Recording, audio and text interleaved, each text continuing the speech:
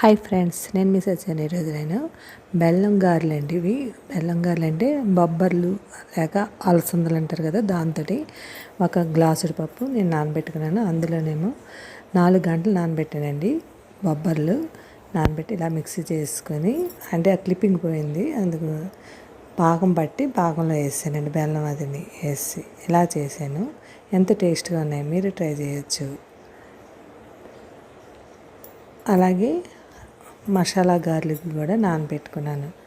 అయినా మసాలా గార్లిక్ ఇలా గ్రైండ్ చేసుకున్నాను. ఇందులో పచ్చిమిరపకాయలని, తగిన పచ్చిమిరపకాయలు, ఎల్లుల్లిపాయలు, కొద్దిగా ఉప్పు వేసి గ్రైండ్ చేసుకున్నానండి. అందులోనే మనం పప్పు నానబెట్టుకున్న కొద్దిగా పప్పు అందులో వేసుకున్నాను. ఎందుకంటే పప్పు వేసుకుంటే కరకరలాడుతుందని. ఇది మెత్తగా ఆడేసుకున్నాను కాబట్టి ఇప్పుడు ఆ పప్పు కూడా వేసుకుని కచ్చబచ్చగా ఆడుకోవాలి. అవి పప్పు వేసుకున్నాం అనుకోండి, కరకరలాడుతుంది అనమాట. బాగానే గారి ఎప్పుడు కరకరలాడుతుంది అనమాట. అందుకని ఇది వేసుకొని ఇందులోనే తగిన కారం కొద్దిగా, మళ్ళీ కారం కొద్దిగా వేసుకున్నానండి. అంటే తగిన ఉప్పు వేసుకున్నాను, తగిన కారం కూడా వేసుకున్నాను, చిన్న పసుపు వేసానండి. అది అలా ఒక్కసారి మిక్సీ చేశానండి. ఎక్కువసేపు కాదు, ఎందుకంటే మళ్ళీ ముద్ద అయిపోతుంది, మెత్తబడిపోతుంది, అందుకు జారైపోతుందని.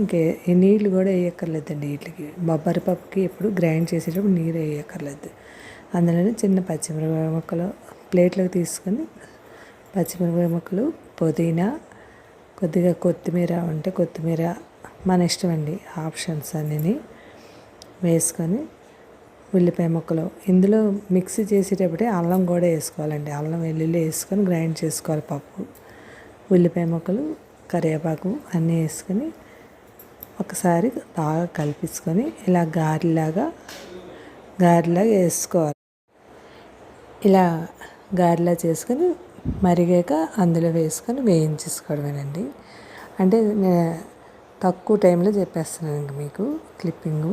అందరూ గారెలు వేసుకుంటారు కాబట్టి అందుకని మామూలుగా చెప్పేసాను. ఇలాగా చాలా బాగున్నాయండి, టేస్ట్గా. అలసంద గారెలు అంటారు కదా, అది. ఇలాగ డెకరేషన్ బెల్లం గారెలు, మామూలు గారెలు. Thank you. ఎంతో టేస్టీ అయిన బెల్లం గారెలు. బాయ్. సబ్స్క్రైబ్ చేయండి.